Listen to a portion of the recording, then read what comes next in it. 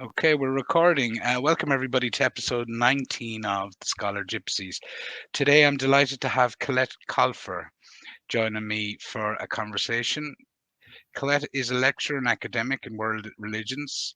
Since about 2006, Colette teaches modules in religions, ethics, critical thinking. Before that, Colette worked in broadcast journalism with articles in national, regional newspapers and magazines. Many of you might have recognized her from recent appearances or articles that she's written, and she's appeared on the Tonight Show on Virgin Media in September, and is one of the reasons I wanted to talk to Colette today. She also produced the Spokes podcast during COVID, and her poetry has been published in many print and online publications. And Colette was a runner-up in the Patrick Kavanagh Poetry Award in 2019. So, just say welcome, Colette, and thanks a million for joining us. I'm delighted to have an academic on to have a chat with. Um, I just referenced there, and maybe we'll lead in on the first question, your appearance on Virgin Media in September, and you started to explore an area and basically gender identity. And I frequently kind of find myself using kind of gender ideology as a crutch, and I thought your framing of it in that interview was quite good, and I was interested to hear more from you on that subject. So what is gender identity, and do all of us have one? It's all debatable, isn't it?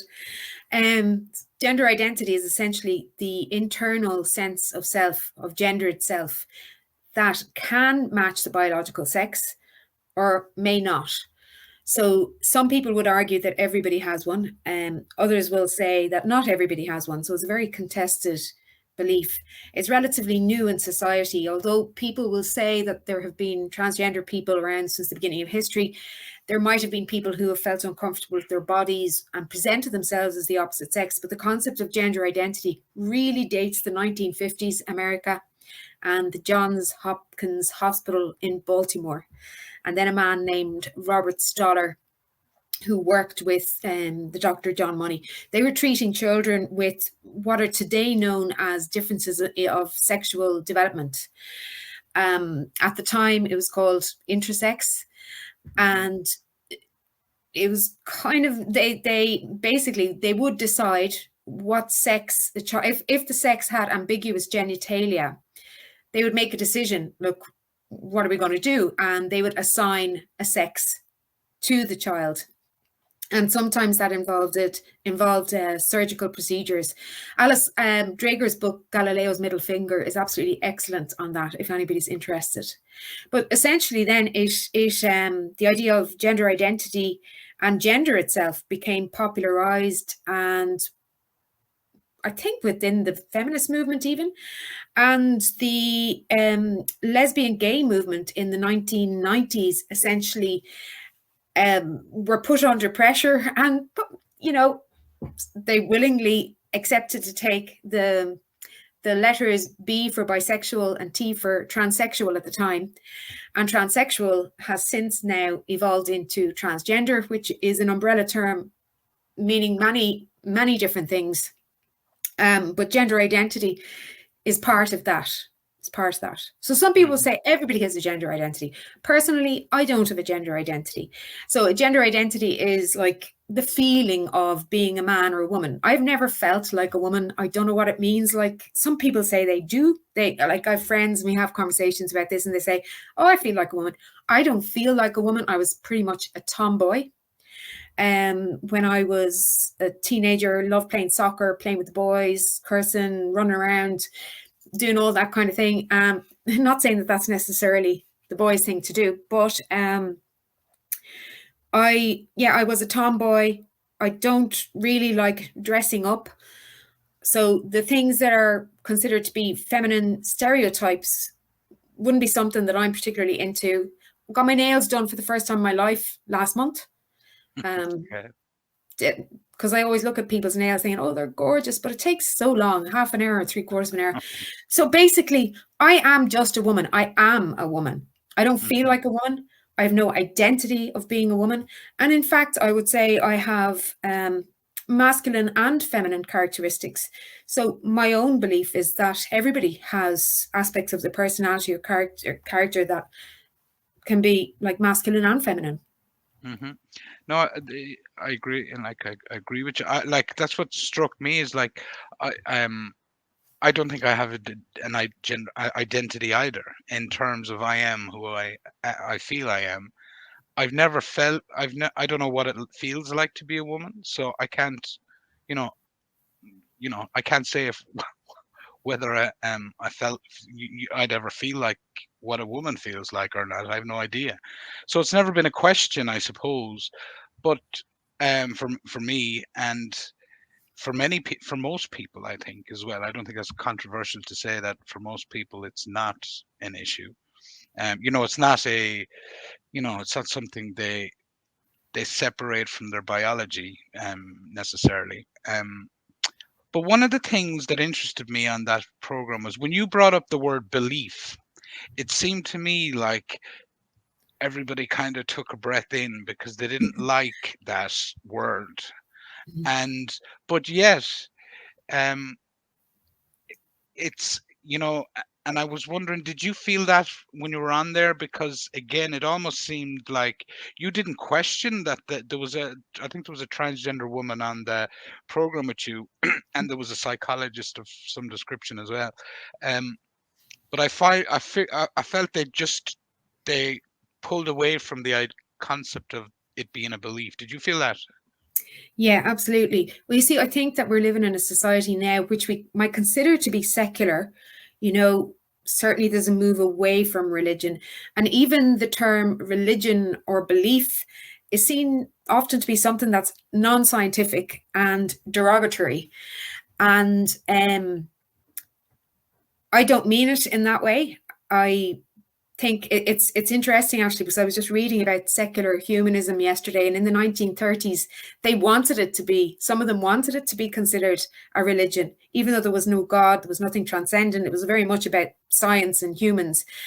And so some of them claimed it as being a religion, whereas now if you say something is a religion, it is seen as being a bad thing. I don't see Hmm. religion as necessarily being a bad thing. There's you know No, and negative I and suppose. positive aspects to it. Sorry. Yeah, and no, just on that point, from your experience of lecturing in these areas on different world religions, do you see some similarities in how religious faith arises and then formulates into a group, as to what you're seeing with, like, I don't think it's unfair to say it's the LGBTQI is a movement, or it certainly feels like that. I'd like to get your thoughts on that. Well, the first thing I would say is that although the letters and acronym are put together, LGBTQ, I think it's really important that we make the distinction between sexuality and gender identity. It's a relatively new pairing, like it was the 1990s initially, as far as I know. And since then, that linkage has become tighter in some respects, but there's also members of the LGB community who have separated themselves from the TQ. In England in particular, like there is the LGB Alliance. There was an LGB Alliance in Ireland, but I don't know if it's still going or how active it is, because they feel themselves really strongly that sexuality should not be treated in the same bracket as gender identity. So that's the first thing I would say. In terms of it being a movement, certainly there is a lot of organizations, both national, local, and international movements as well, that are pushing for rights. Now, we all have human rights, we all have the same human rights, but there is a kind of a slogan recently enough: trans rights are human rights. And I think that's an interesting thing to look at. And there is certainly a global movement in relation to that. Yeah.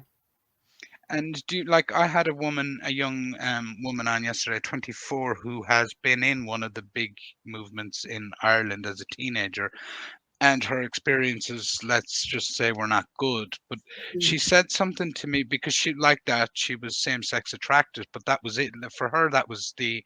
But it seemed like there was a template of identity being kind of foisted on the lesbian, gay, and bisexual people in the group, in that it was that had primacy of what you were. So like, and that's the kind of thing that I think worries people, is that things are confusing enough for kids. Like, I think I'm not particularly worried about anybody my own age, or in their 40s and 50s, but it seems to me there's a very specific focus on getting a lot of this um thinking, that which again is new, like you're saying, really coming out of the 90s, and some of it a lot more recent, and putting it into our school curriculums without a lot of evidence, a lot of historic stuff we can look back on. How do you feel about the kind of approach the government are taking towards the school system? We had this week Leo Varadkar, they came out one after another. Leo Varadkar, Micheál Martin, and today we have the president actually stepping into a debate I don't think he should be talking about at all as president, but there you go. Well, first of all, just to go back to this kind of the acronym of LGBT or LGBTQ or LGBTI, whatever way you put it, it's really important to remember, and I know I come back to this in articles and when I write and speak about it, but I think it's so important. Sexuality does not involve medicalization, surgery, the removal of healthy body parts. It doesn't involve a change of name or other people changing their language that they use, pronouns. It doesn't impact on single-sex spaces or sports, prisons, domestic abuse shelters. So I think it's really important to separate the categories. I think the government have just run with the whole acronym, and there is a problem with that, because we have medical evidence that people have different sexual orientations. Medical evidence, like, it can be empirically proven by showing a man or a woman a picture of the opposite sex or the same sex, and see our bodies actually physically respond. So our heartbeat changes, our skin tingles, or I don't know exactly how they measure it, but it's measurable. Gender identity is not something that's measurable. So it's a subjective feeling. Now, that doesn't mean to say it's not important. It's hugely important. And for the people who have a gender identity, that's something that's a very important part of themselves. And in fact, like, I often, in the language that's used, it's not just a part of themselves. They often feel it is themselves, like, my true self, to be who I am. It's so important that it's nearly their whole self, I think. Yeah. Now, I'm not transgender. I don't have a gender identity, so I'm trying to understand it from an outsider perspective. So that's my understanding of it as an outsider, we'll say. The government have a strategy. They first had a national LGBT, I think it was LGBTI plus youth strategy. That was around 2018, maybe. I'm not sure of the exact year. And then they followed on with that with the national LGBTI plus national inclusion strategy. And within those two strategies, everything is embedded, where they're trying to teach gender ideology is embedded in those two strategies. And these are whole of government approaches. So when I say whole of government approaches, it means that all government departments and national institutions, like, transport organizations, Iarnród Éireann is involved, the trade unions are involved, the BAI, Broadcasting Authority of Ireland, RTE, who else? The IBEC, business companies. So everybody, all of these organizations and government departments are involved in this strategy. The aim of these strategies, it's a fantastic aim. You know, it's about inclusion, about we don't want people discriminated against. We don't want people hurt. We want to alleviate some of the challenges and difficulties that people face. I completely admire and think fantastic. That's wonderful. And we should all have those aims, I think. However, there are unforeseen impacts that are playing out in our society today, as is seen with the debate about education. And I think people's main concern, I could be wrong, tends to be about the gender aspect of it. I used to call it gender identity theory. I saw it as a theory. However, I have changed, and now I do use the term ideology. An ideology is simply, a set of ideas or beliefs. But I read Hannah Arendt's The Origins of Totalitarianism last semester, in terms of semester, September to December, and she wrote about ideologies and that the fact that they're not grounded in reality, there is a kind of an element of fiction to them. Now, is that derogatory? Maybe it is, but it's the sense that it is an idea that is not something that is tangible. It's not material. So I've changed from calling it a theory to an ideology. It's an idea. It's a set of ideas. And ideologies are often utopian in nature. Yeah, no, I can get somebody that has a deep set, a core belief that this is true. So it is, in the sense, it is true for them, and I'm happy to accept that. But when we get into areas of ideologies and sets of ideas and beliefs, and we start putting them into schools, that what we're getting kids when they're very young and impressionable, and encouraging them to try on these ideas and these. Now, in one sense, I just think that's dangerous, because a lot of these, just from some of the people I've talked to, is that the way I would say it is, people that never thought they had an issue are confused, and sometimes people that are confused, are not sure about sexuality and identities, end up even more confused based on some of the experiences people have had that I've spoken to. And then we're setting that template into our school system. Like, is that... Yeah, I do. I'll tell you where my problem is with it. I got a notification from my son's teacher a few weeks ago to say, I think every parent in the class, he's in 6th class, to say that they were about to teach about sexuality and gender identity. And I said, well, can I see what material you're using? And she sent me a copy of the Busybodies booklet, which is on the national curriculum online. And I looked it up, and there it is. We all have a gender identity.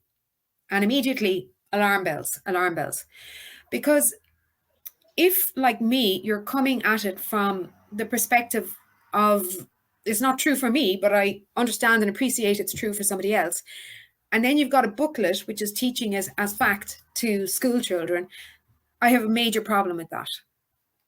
And the problem is that I feel, and I believe, that it is compelling children to believe, and it's forcing children into thinking to themselves, I have a gender identity. The book says I have a gender identity. What is my gender? And struggle to find. And if that child is a child anything like what I was, total tomboy, then it's a struggle. And if there are masculine girls or feminine boys, for example, or children who don't necessarily feel girly or very boyish, it falls into stereotypes then. Yeah. And that child, it causes, as far as I'm concerned, it can cause huge amount of confusion. It also says in that booklet that gender is something that's given at birth. Given, again, like, the wording is so questionable. Now, I've asked the NCCA, where did this booklet come from? They said, oh, it's nothing to do with us. It's the HSE. Contacted the HSE. They said, oh, it was decided with all of these stakeholders and international organizations. And I said, please, can you give me a list exactly who? They haven't replied. I've lodged now a Freedom of Information request, which came back to me, and they said, we don't know if we're going to be able to answer this. So you might have to pay us and you might have to reword. And I said, look, please, all I want to know is, where did this information come from? And so I'm waiting to hear if I get a response. I have no problem if in school they teach, some people have a gender identity and that this is what a gender identity is. It's an internal. Some people have that. Some people don't. Some people have a thing called gender dysphoria, which is discomfort with their body. And it's so profound a discomfort that, they might want to change their bodies. I also think they should teach about detransitioners. So we have internationally a rising number of detransitioners. A lot of them are coming from America, Scotland, England. Some of them are very vocal about their experiences because they don't want other young people to go through what they went through.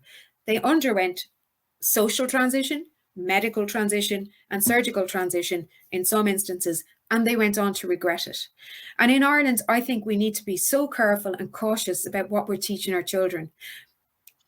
I mean, there's an oblivion, I think, in the government circle in Ireland when it comes to medical research about gender identity issues.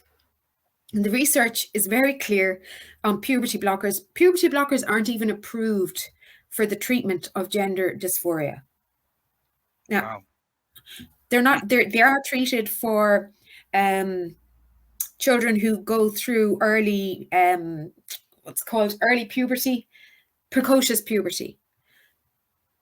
They're authorized for that, but they're not even authorized for the treatment of gender dysphoria. Mm-hmm.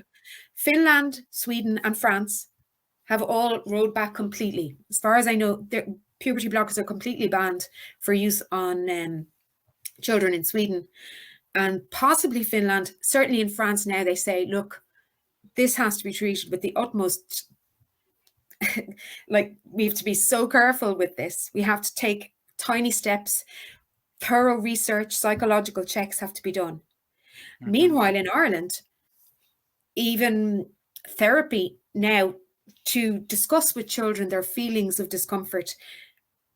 There's this plan to introduce conversion therapy ban, where conversion therapy can be seen as a therapist even discussing with a child. So puberty blockers and cross-sex hormones have been shown to cause osteoporosis, brittle bone, and they impact on growth, organ health, sterility. They can cause anorgasmia, result in teenage menopause, various other things that they can. And there's a silence around this. So but this is what I cannot, like, this really is what I cannot understand, is that when you talk there about trying to get information, one of the things I noticed is one of the larger organizations, not only are they a charity, they're a lobbying group as well. And they have like 97 submissions. They've lobbied the government 97 times in the last 5 or 6 years on these issues. I've gone through the lobby, yeah. And I don't know that we should, well, I don't know what to think of that. Whether is that how our government are getting their information? Like, in terms of, are they almost outsourcing having to get down in the weeds with this stuff to other people and trusting that they have the best intentions, or that they have the science or research done to back it up? Well, the reality is that I do think they do have the best intentions, and it's admirable. What they're aiming for is one thing, and if they can be relied upon to make judgments on what should be taught in all of our schools in Ireland is another thing. I think the people that we should be going to is the medical professionals, and the medical professionals in the National Gender Service. They have concerns about the treatment of Irish children by the Tavistock GIDS clinic in London. There's a scandal emerging about that, or has emerged, or is ongoing. And there's a book, which my copy of it just arrived the other day, Time to Think by Hannah Barnes. It's straight in the top 10 best-selling books at the moment in the UK. And we need in Ireland time to think. We Yes. absolutely do when it comes to children and the sending to the Tavistock. Now, there are certain people in the HSE. In my last article, I wrote about this, and they have built up a really close relationship between the HSE senior management at senior management level. If you can hear that noise, that's my son playing games in the Okay. other room. And they have built up a really close relationship with Tenny since 2011, going back as far as 2011. Again, fantastic aim, noble kind of aspirations. Let's make life easier for people suffering from gender dysphoria and for people who have transitioned. But that relationship is now having a far larger impact than what was originally intended, is what I would suggest.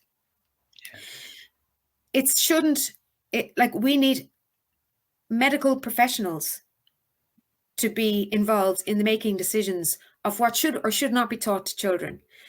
In the Tavistock, Hilary Cass, who's a paediatrician, did a cast review, a report on how the Tavistock was operating. And in that report, which is available to read online, she says that sometimes children were treated ideologically rather than in line with best medical practice.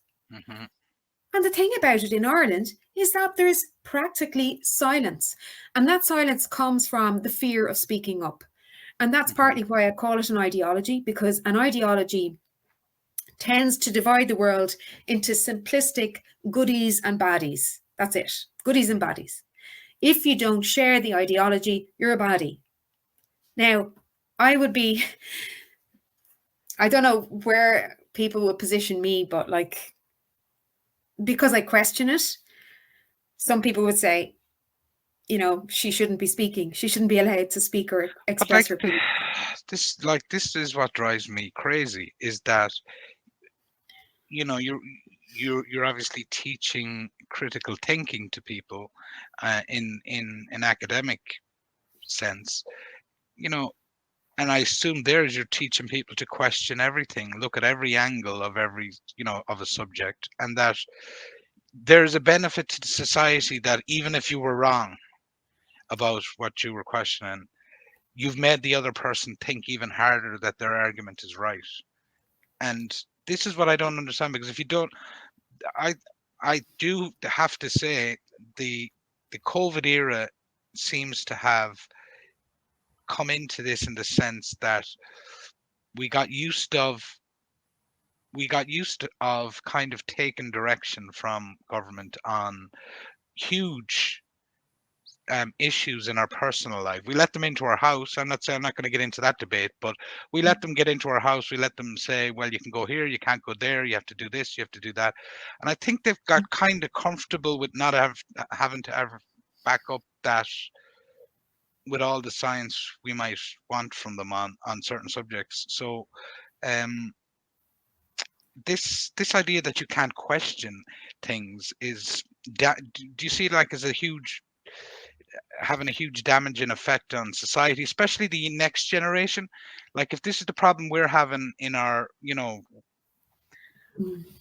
not in our first flush of youth, let's put it that way, that they I- what's it going to be like for that generation if they're becoming adults in that?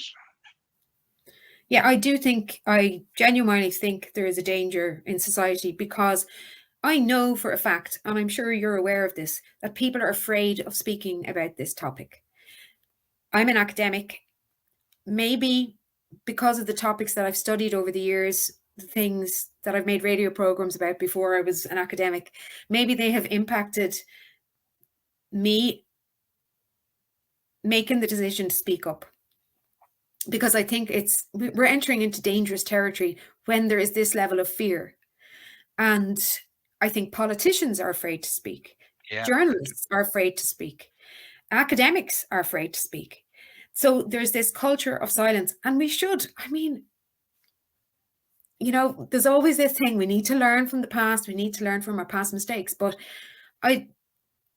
I'm wary of the whole issue at the moment. I'm nervous that people haven't learned.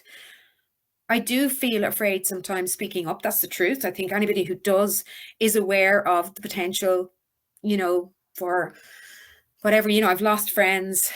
I mean, you Have you question. really? Have you really lost friends over this? Yes. Yeah. Wow. And very recently, even last summer, I spoke on the Joe Duffy Liveline programs.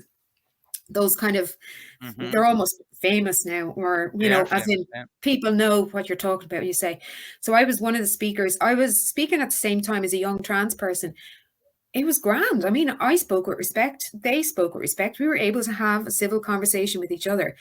And then that week, at Una Mullally in the Irish Times compared us to Putin. Far Mm-hmm. right, bigots, hate speech, all of this thing. I spent the week, I literally was shaking all week. I couldn't sleep. I was up at 3 o'clock in the morning. It was just frantic how we were being portrayed in the national media. And so people learn from that. Oh, if I speak up, look what happened to Colette, look what happened to them. And I was one of the only ones that was recognizable because I used my full name. I used where I Mm-hmm. worked at the time. Well, they said it on air. And so people would have seen, oh, look what happens to Colette when she spoke up. Oh, I'm definitely not going to speak up. Mm-hmm. I have concerns about it, but I'm not going to say it. So yeah, I think it is it's not a good place for society to go. And also I would have serious concerns about the LGB rights had progressed so much, and acceptance of different sexualities. And I think that this gender ideology is being forced on people. And I do think it is being forced. I think there's a compulsion to believe, there's a compulsion on children now to have a gender identity. Mm-hmm. And when things, there's balance in life.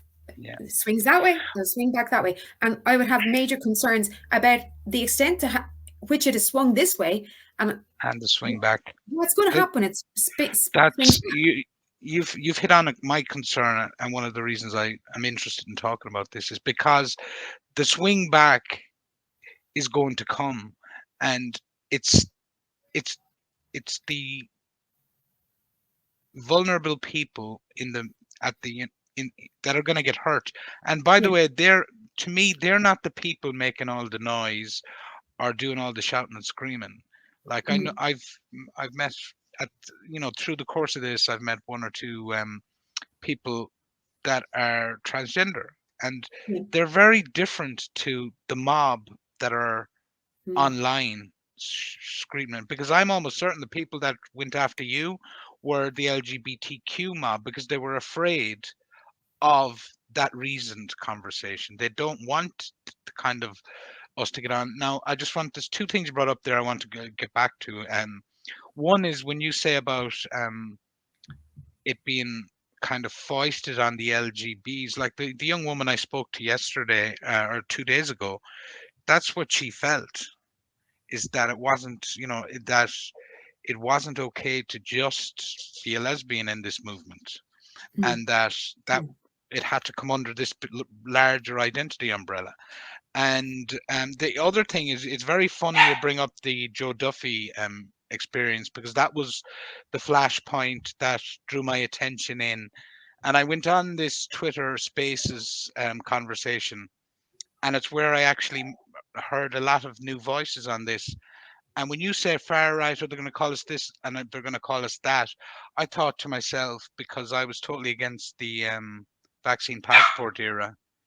Oh, I said, these people are now in the same. They're they're feeling how we felt a year ago, in Mm. terms of the terminology, in terms of the kind of divide. Now, I just thought, I'm not trying to make anything, but I thought, oh, that is interesting to me, in terms of Yeah. um, another group that are, outside of, we'll say, that group, that are kind of being targeted with the same slurs. Yeah, I've certainly been conscious of that as well. And I have been vaccinated. I was, Hmm. I suppose, in favor of lockdown. I was terrified when I could see all these videos coming from Italy and people dying on the street, and what was happening in China. So members of my family, however, would have shared your opinion. Some people vilified them And so I could see, now I didn't, and I tried, Hmm. I was Yeah, open to yeah. conversation. I didn't say, oh, you're wrong, I'm right. I just wanted to understand. So my own position has changed since then. So like it's interesting to me as well, because how do people respond when their own opinion changes?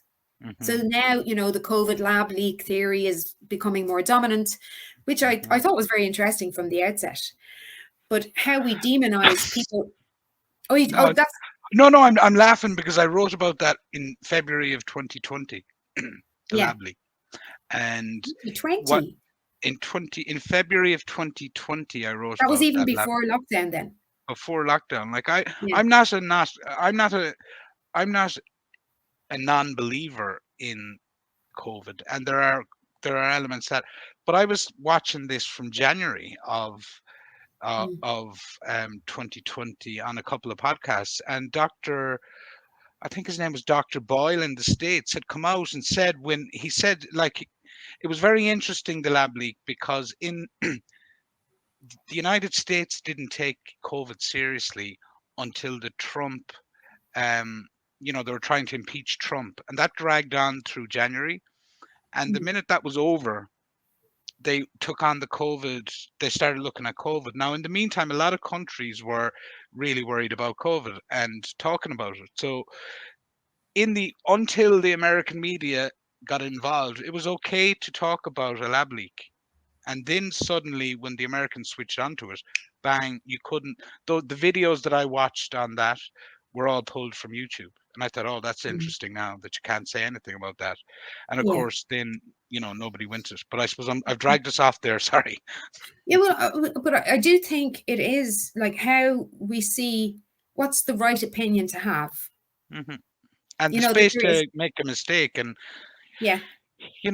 I think we both grew up in a country where there was plenty of, maybe some people would say too much kind of honest debate, but it was okay to have a different opinion Oh on a God, I don't know subject. about that now. Do you think? Well, well, I think it was like, I wouldn't judge you on Mm. one's aspect of your identity, like one aspect of your opinions, rather, and say, well, she's a bit crazy on that, but actually on these three things, she's very, I'm there on page with that.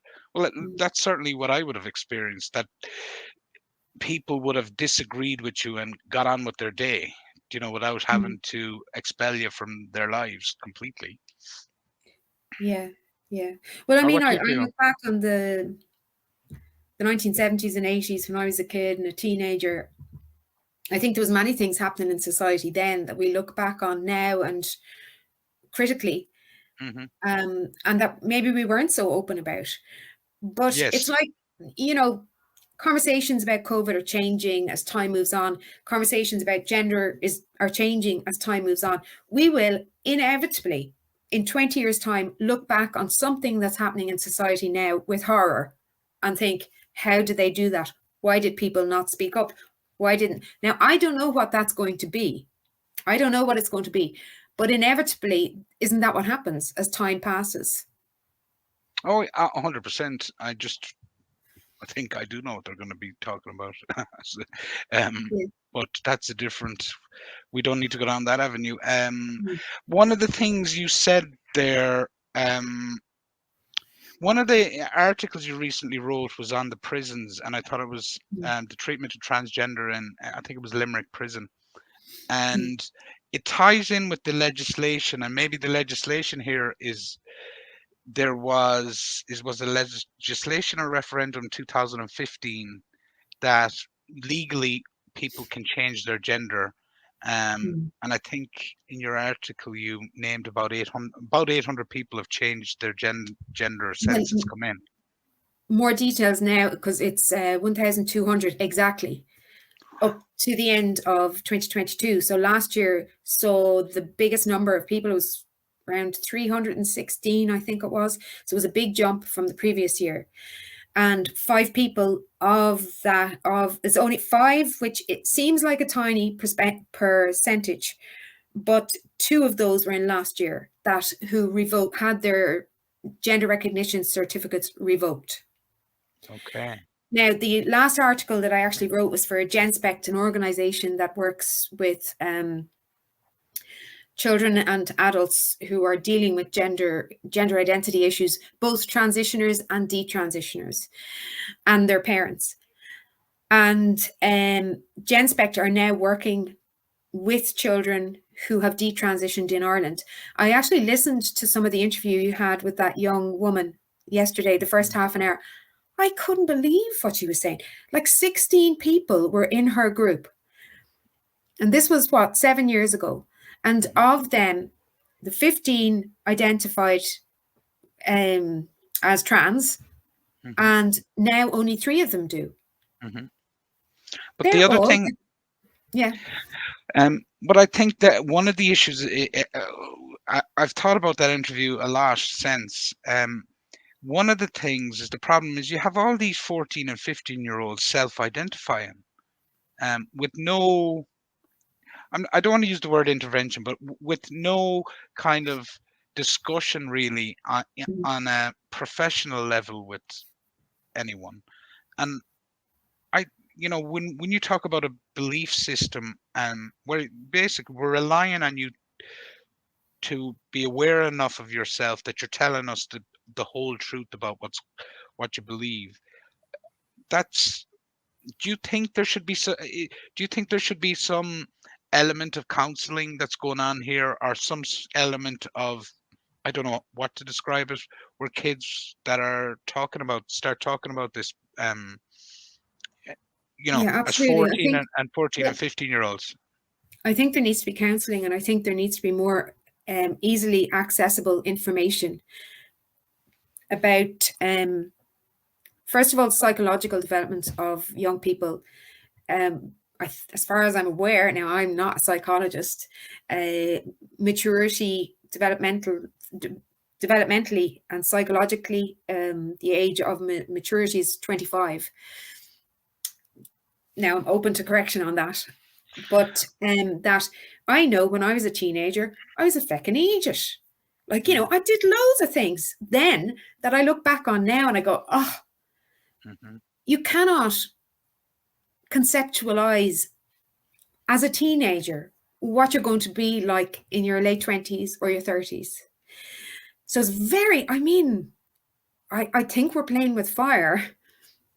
I also think there is an industry of self-med. There was a series of radio interviews on my local radio station here in Waterford last June for Pride Month.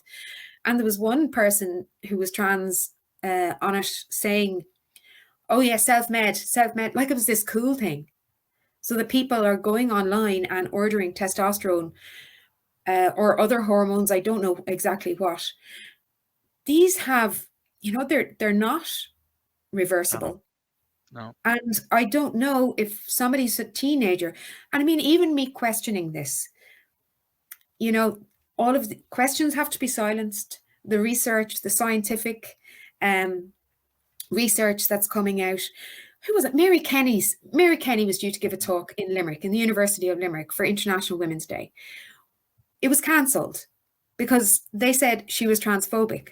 One of the things that she was that was used as evidence of her transphobia was because she was pleased that the Tavistock clinic was due to close. Yeah.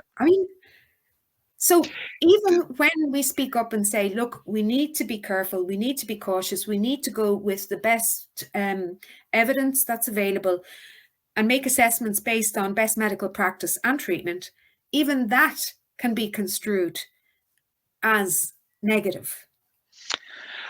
Oh, like I do believe, like I do agree with you, but I think I do think the influence of social media and technology on our media and political class in terms of how they think and how they react to things is a massive problem. Because I think when you go out into the street, well, certainly the streets I go on, and talk to people, they all kind of go, it's all a bit mad, isn't it? Nobody's ever come up to me with a placard outside, my coffee shop and says, you're a right-wing bigot, like in real life. Yeah. you know, because you just start laughing at them. Yeah.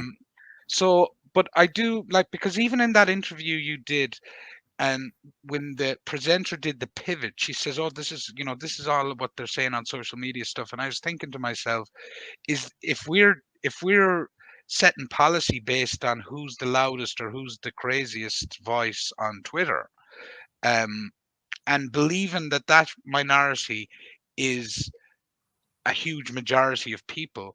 And I think Mm, we fall down that trap. I fall down it myself sometimes. Like, I'm not yeah. casting aspersions there, but I Mm. do wonder: do you think technology and the social media platforms have a or have a responsibility here, Oh, that's or is that's a it difficult one. or is it a behavior? I suppose not a responsibility, but have affected our behavior Yes, patterns and our critical thinking capacity. absolutely. Yeah. And I think this whole thing of influencers and people, there's a great man in Wicklow, his name is Victor Langheld, and he runs the Indian Sculpture Park, which is Hindu statues, which he has adapted like to an Irish way. And he said to me years ago, he said, if you're doing something in life, do something different, do something different. So, and if you think of the media, so newspapers, what makes a news story? It's stories that are unusual. We don't want to hear about things that are happening every day that are mundane. So there is a kind of a thing that comes with social media. There's the attraction of something that's different or unusual or out of the ordinary. So those are the things that get clicks and likes and people watching a lot of the time. And um, so you have influencers when it comes to gender ideology who have a huge impact. And I know Jonathan Haidt, the moral psychologist based in America, who wrote The Coddling of the American Mind and the Righteous Mind, he had an article recently about the impact of social media on young people and girls in particular, Hmm. which is interesting because when it comes to gender dysphoria, it's the number of teenage girls. That's where the number is skyrocketed in recent years. Well, one of the things that Niamh, the girl that I spoke to the other day, mentioned, she said nearly all of the girls in her peer group, in that she met in that environment, had eating disorders. Right. And And yeah. I thought, I'm not trying to make any. She had an eating disorder herself that she was getting treated for, which she freely admitted to me. But she said, and she did make that point. These are a lot with teenage girls, Mm, especially, and the social media stuff. They have a lot of body image, maybe questions and mm. maybe problems. Yeah, And and I, there's I'm, yeah. that's one that I didn't even. These are, I suppose, what all I'm saying is these are all questions as you're getting information from people and that are in it. Mm, Is like, well, do we need to think about that a little bit and see is there anything to the fact that that aspect of teenage girls seems to be high, a big number. Now it's only anecdotal, one group she was in, but it does mm. seem to me interesting anyway. Yeah, it's very interesting. There's a Jungian analyst, her name is Marion Woodman, who has written amazing books about, like, she's a Jungian perspective, but she would talk about anorexia as being a kind of a disembodiment, not wanting to be in the body. So Hmm. if you think of various Yeah, religions and ways of looking at the world, the female body tends to be associated with the earth. The idea of Mother Earth. yeah, Now, I was trying to figure out this. Why is that, and why the feminine is often associated? Look, we live in a world of duality, of opposites. There's an attempt to go to the non-binary or non-duality, but we can't get away from it. To be alive is to be caught in this kind of duality: dark, light, yeah, male, female, good, bad, hard, soft, all of these things. But the feminine and masculine is one of these pairings. And the feminine has, like in Taoism, is associated with darkness. And the feminine is also associated with the earth, with the material. And to me, the material and the earth is not valued enough in society today. I don't know, that Hmm. sounds a little bit hippie, but I do Well, that's think that, well, no, it's not yeah, a bit hippie with the circles I move in anyway, because they all talk about one of the concepts of that I come across a lot is the divine, this idea of the divine feminine, divine masculine, yeah, in the circles I kind of move in, and the spiritual element of what's going on in the times that we're in. Like, mm, I don't know if you find this with your students, maybe it's a good question, is are there a lot of people, since Ireland rejected Catholicism, you could say, mm. and you might say for good reason, um, is there I get a sense there's a awakening of faith going on in, maybe it's just the people I'm um see it every day, not necessarily of a religion, but of a kind of a, getting back to this earth concept, becoming more close to, you know um your Mm. communities, your land, your environment. Do you get a sense of that? What comes up with the students population at the moment in Well, that regard? I know for sure that the levels of atheism are rising. And the Okay. last census in Ireland, the fastest growing categories in the religious, pages was atheism, agnosticism, and lapsed Catholic. And so I think that's going to show a rise. That we'll have the new census figures soon, and that's going to show a rise. But humans, we are meaning-seeking creatures. I used to kind of frown upon. I grew up in a Catholic background, and I kind of had an element of disdain for it, with all the sexual abuse scandals. Hmm. But now, possibly, I'm looking at it and I'm thinking, God, there was a lot in it after all. Um, there's other things that are going to come in and fill that gap, and that was one of the articles I had. It was called A New Religion, and I posed the question: is gender identity theory the new religion? Is it filling up the gap? Hmm. I think it could be environmentalism, it could be secular humanism, it could be, I don't know what it is going to be, but people have this idea as well. Oh yeah, we're spiritual, but we're not religious. So again, like, what does that mean? But I do think the earth is undervalued. I think the female is undervalued.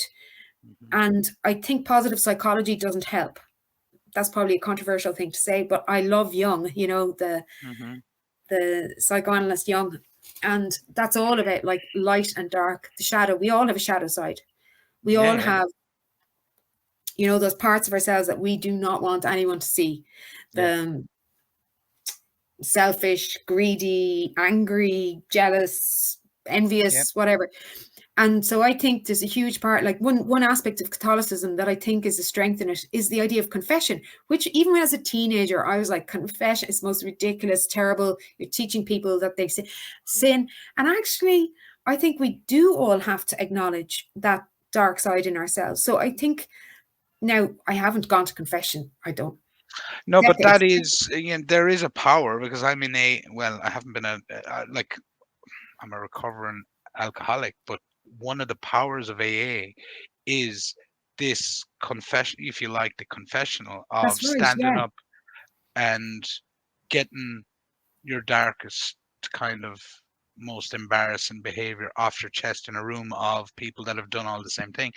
And I concern and it's actually, there is a concept there of a higher power, and I like the term Mhm. because it's not like it's not a god, or it's not it's not any Mhm. specific god, but it's an idea that there are powers higher than yourself, which I think we all could do with a little less kind of like egoism, or ego.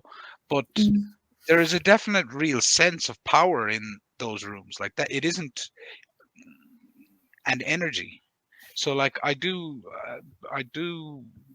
kind of tag along to what kind of onto what you're saying there, is that I don't think it Mhm. needs to be a religion, but I do think people are aware of this higher power, and I don't know, I'd be very upset if the younger generation were ruling out that.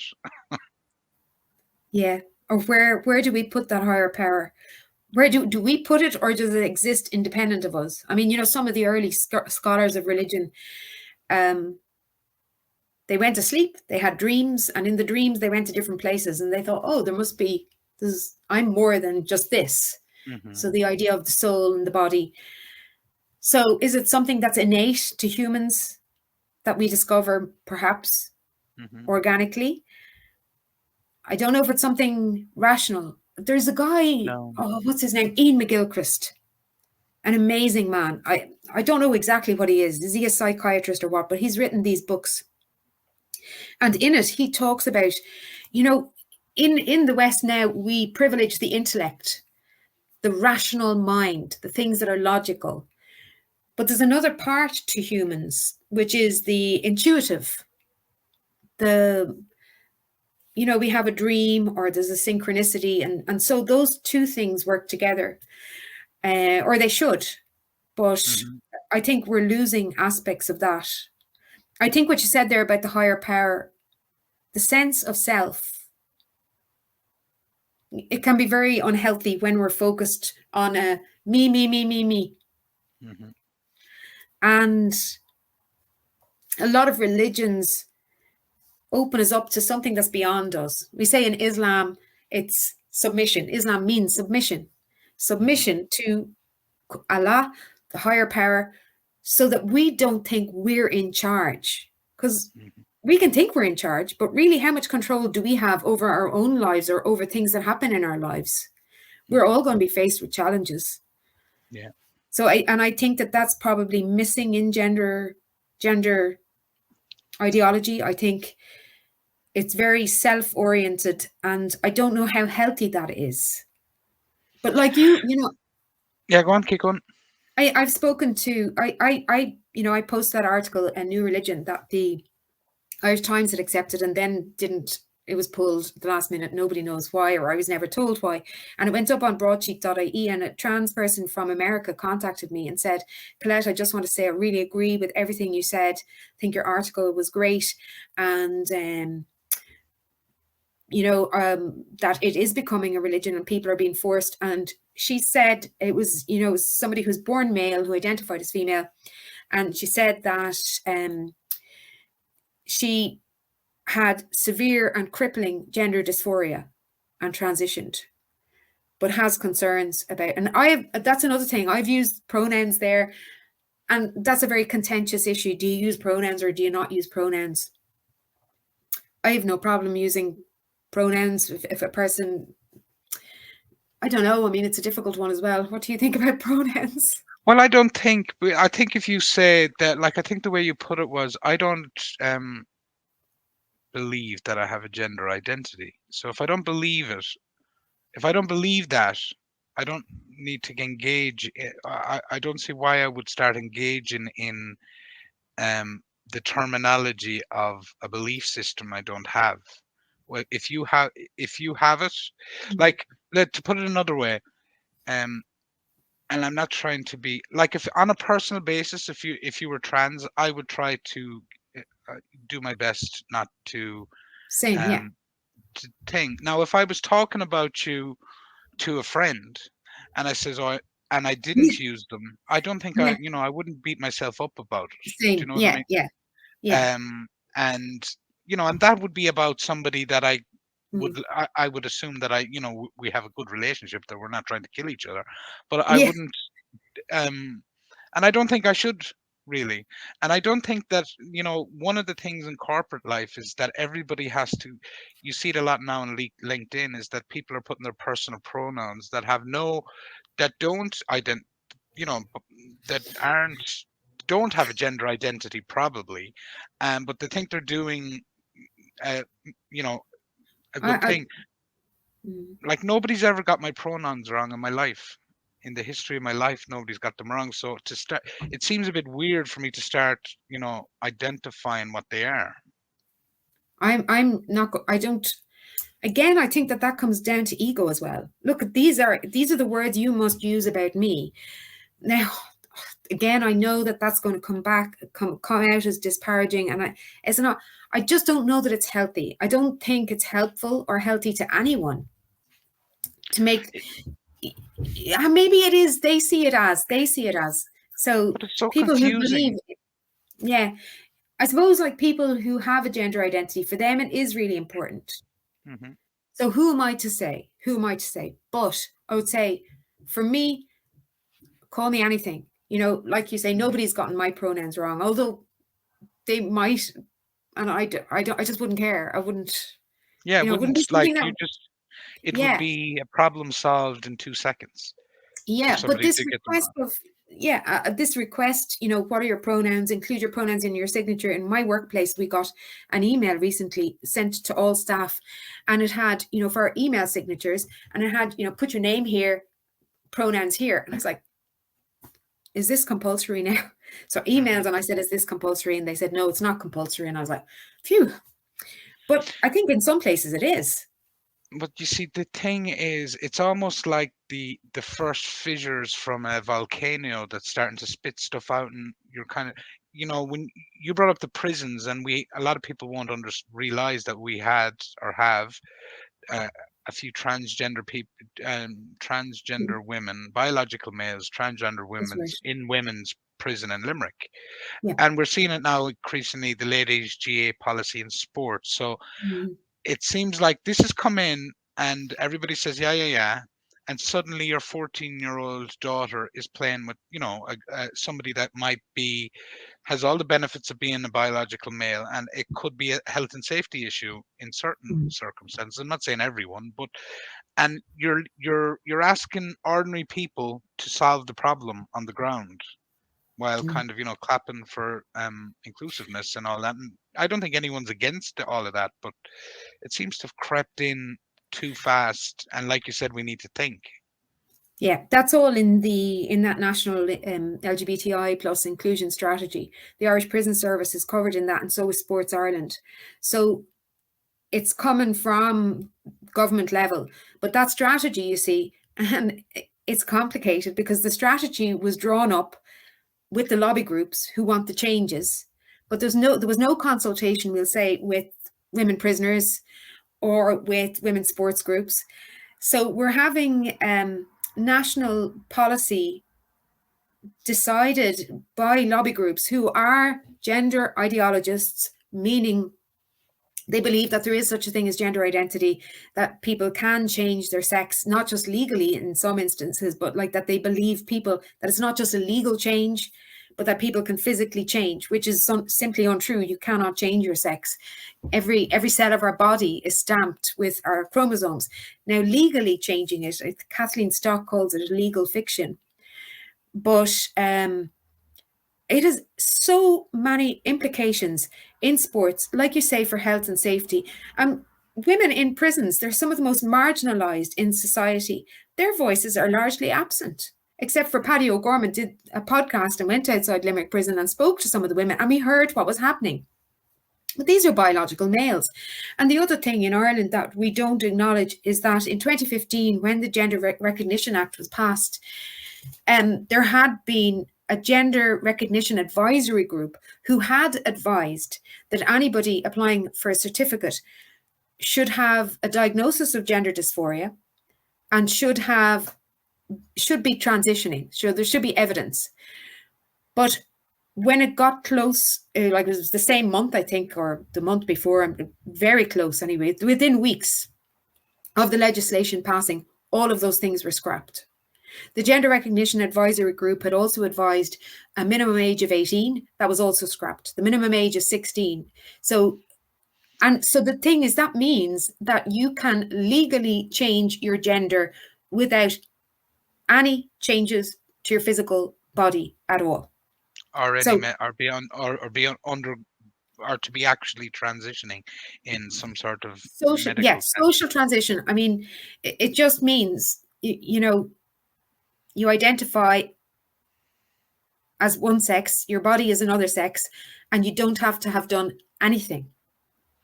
And is there any, if I'm a serial, say for argument's sake, you're a serial sex offender that has a history of assault, abusing women in that way, is there should should somebody like that be allowed to, is that not in essence, somebody like that? And I'm not saying that this is a huge issue at all, It's but not a huge issue, but we have to be able to talk about it. This is the thing. Even the fact that you're mentioning it, we say, oh yeah, I don't see any problem. It's not happening. But we still have to be able to talk about it. What do the women in Limerick prison feel? And, it's a difficult situation for the transgender inmates yeah, there too, because they're kept in their cells almost all day. So I don't think it's an ideal situation for anyone. Now, I do think the situation in Ireland has been better than in the UK, where you had, biological males who identified as women having to share cells or being in the same cell as a biological woman, which is another level of something else. So at least we have that for the Irish prison services. But certainly the woman who spoke to Paddy O'Gorman said that the women felt they were anxious and they didn't like it and that they were shouted at. So I think in an ideal situation, there should be a separate place entirely, Well, I would have thought, and when you said that all of these elements were thrown out by the advisory group, I can only assume government No, ministers are sorry, they sorry. weren't thrown out. The Gender Recognition Advisory Group made these recommendations. Their report is actually, it's so detailed, it's so well researched. But what happened was you had the lobby groups lobbying the That's what I was government. going to You ask. also Yeah, had a very close relationship between Philip Crowley and the HSC and Tenny. and, So that relationship had been built up since 2011. Philip Crowley went in and gave a presentation to the Dáil in July 2013, I think. And he said that the HSE supports a model that isn't medicalised. So he said that. And then as the debate was going through the Seanad and the Dáil and the various committees, you have people saying, well, Philip Crowley, the HSE said we shouldn't have a medicalised model. The HSE said, so you have this person in a position of authority in the Health Service Executive of Ireland who has said the HSE supports the same position as the lobby groups. So you can imagine like that justified making the changes. yeah. So It seems just a system that would. Yeah, I don't. I need to think more about this. yeah. But I suppose one of the things that it's topical at the moment, we had the Irish Muslim Council come out, and there's all these weird coalitions going on at the moment on this subject. Um, so we had the letter from the Catholic schools, or that is thing, and we also had the Irish Muslim Council come out and say they were not against it. I thought it was well phrased letter too. And just from your religious from your background on teaching world religions, what could we expect, like what could we expect from the those two religions on this subject in terms of follow through? Oh, I don't know. They It voiced their seems to me, opinions. it seems to me the Muslims are the Muslim Council of Ireland were very much direct, and it came from the thing. The Catholic Church seemed to be hiding and allowing, parents associate, like this kind of letter came from a parents association. They seem to me to be not holding a strong position on it, considering our schools are more or less still run by Well, I think that's if you look at the most kind of, some of the documents will show that what the lobby groups do want is Catholicism gone entirely from our schools. And I mean, Catholicism is in decline in Ireland. And I'm sure people in positions of authority within the Catholic Church and within other religions are also nervous about raising their voices on this topic. Most people are. Yeah.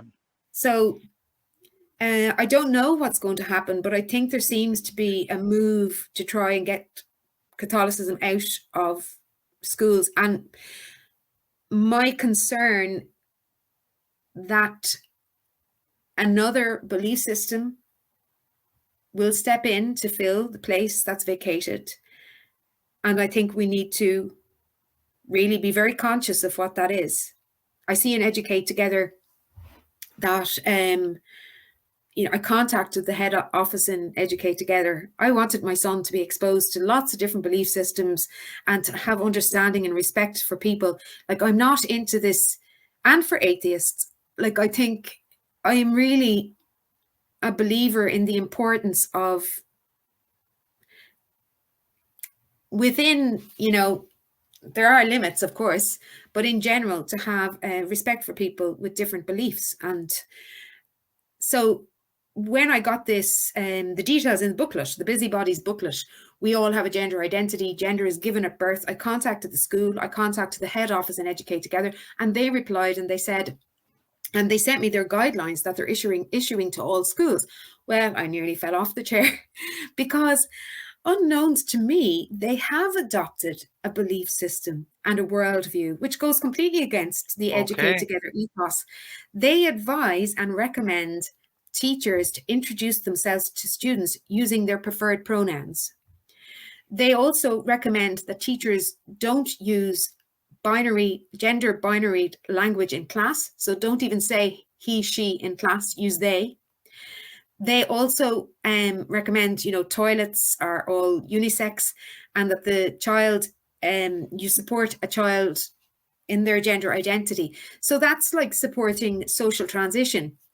And I absolutely know, again, it's with the best of intentions, but But social transition is not a neutral action and can have serious implications, psychosocial consequences for that child. So again, I think people are rushing headlong into this without looking at the evidence and the research and listening to the medical experts.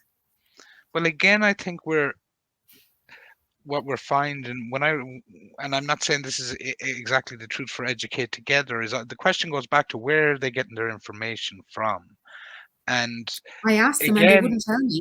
well, I think it's the lobby groups again, because if you go on to the financial reports of all these, some of these LGBTQ, you see that an awful lot of, they tell you the numbers of people that they've trained in, In schools, LGBTQ yeah. inclusion. Some of it, in 2020, it was over 900 um, people were trained in workshops in our school system. Now that was 2020 in the pandemic. So Oh no, what I it's would, thousands, something like yeah, 57,000 school children. I don't know what numbers, yeah. phenomenal numbers. But this was the teachers and the, we'll say special needs assistants, that kind of thing. So I Oh, yeah. assume that it is the information, if it's, I tend to think a lot of our politicians know less than we do about some of this stuff, and they assume it's all, I don't mean government ministers and stuff like that, but I mean county councillors or your average TD probably 2 years ago couldn't, would just Mhm. avoid trying to say something stupid on the subject or without offending somebody. But Yeah, um, yeah. I think all this information came from somewhere, and suddenly it's policy. Yeah, I mean, you're absolutely right. And I think that one of the issues is that the language around all of this is evolving so rapidly. There's this youth subculture and new words and phrases, ambigender, pangender, gender fluid, all of these words and phrases. And people are like dizzy with information. They Google, how do I get somebody to come into my organization and advise us what to do? We get the experts. The experts are the lobby group. So I know, like from reading Oireachtas committee meetings, that at one point, one senator, would I say, mocked the clinicians, but he more or less said, how are we going to make these decisions? Are we going to make them on the whim of the clinicians? The clinicians, bearing in mind, are the people who've Science, done the research. the people with the So, science, or whatever you want to think. Colette, Yeah. fascinated with this conversation, but we're gone to 1:15, 1 hour 15 already, and I just want to ask you Yeah. one question before you go, because I really want to know the answer to this. Like a lot of the, you called it ideology, and we talk about belief systems. A lot of the material for this has come out of social science departments in universities, and I Mm. do think they have a response. They're awful quiet. Like if you want to talk about a sector that's quiet, about a lot of this stuff. And I'm not saying that the Irish university system produced a lot of it, but I think the United States university system has produced a lot of what is past, a lot of the research, a lot of the thought and ideas that are coming out around aspects of it. And I just wanted to get your thoughts on that. Or is that, or am I being unfair there? No, not at all. Absolutely. I mean, I was going to call her Gender Butler, Judith Butler, and her book Gender Troll, written in 1992. She kind of says, sex is a social construct. Now, she draws on Simone de Beauvoir's quote, "One is not born but becomes a woman," i.e., that it's society that creates the woman. But it's such a ridiculous, and like that's not what Simone de Beauvoir meant. She meant that you grow into womanhood and you are impacted by society, but it doesn't mean that sex is socially constructed. Like our Hmm. bodies, there's a lack of consideration for the material reality. We are embodied. And so, absolutely, academia is awash with this stuff. And academia loves theory, abstract theory. And in Ireland, of course, we also have the Athena Swan Charter, which was brought in to promote gender equality. But within that, gender ideology is being pushed through every third level institute and university in Ireland. And in fact, I saw University of Limerick, where Mary Kenny was cancelled the other day for transphobia, in quote marks, transphobia. But they have done workshops on Trans 101. So What's it's like teaching. I attended a workshop as part of Athena Swan where I work, and a lobby group came in and gave a workshop. Everybody wants to know this information because people don't understand it. And the lobby group said puberty blockers are fully reversible. I was horrified. And I said in the chat, actually, they're not. And people jumped on me and said, Colette, you're wrong. And I had a research paper to bring up and show that they weren't. But the lobby group didn't address it. So you have lecturers attending these lobby group workshops and then leaving the meeting with the impression that puberty blockers are reversible. Well, there's another, absolutely, but I had after that interview with Niamh the other day, I had a mother of a 15-year-old woman, 15-year-old daughter contact me, and I think, I can't remember exactly if she said her daughter she was exploring her sexuality, that she might be lesbian or same-sex attracted, but she said she went on to a Zoom call with a lobby group, we'll say, call them a lobby group charity. And she was told on that by the facilitator that over 95% of people who identify as trans never detransition. They they never, you know, come away from that idea. And it's just based on what it seemed to me like the chaos that this woman had experienced in where all these people were self-identifying and had fallen away. It was almost a case that 95%, like 90% of people had it was more like 90% of people moved away from what they from the belief system or ideology after maybe 4 or 5 years when you checked into with them when they were 23 or 4. So Yeah, there again, isn't it's enough. Yeah. We have a lack of research, a lack of longitudinal studies, like what's happening to people who identify as trans, what happens 10 years later. This is all relatively new. I mean, I think the big changes started to happen about 2014, 2015. So we're not even 10 years in. People can say, yeah, there was transition before. There was, yes, but it is different. It's a different ball game now. So no, we no, have no. to wait and see. No, we'll have to wait and see. Um, I wanted to just ask you: is there anything you wanted to talk about and I never brought it up? So we're not. because I'm a far No, right but Nazi. I suppose I just want to stress that I understand that people who have a gender identity, it's real for them and it's very important for them. And I think they need consideration, respect, support, and they shouldn't be mistreated in any circumstance in Ireland. The point I want to make is that not everybody has a gender identity. We also need to have respect for people who don't have a gender identity, who just are their bodies, or their body is just one part of a very complex web of parts that make up who they are.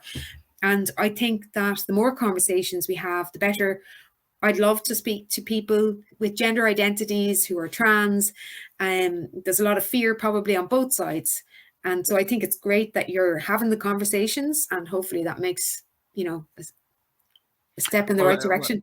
hopefully, just more people start having them, like our teeth start having them every week, so we could hear, educate Yeah. ourselves basically, and this kind of stuff.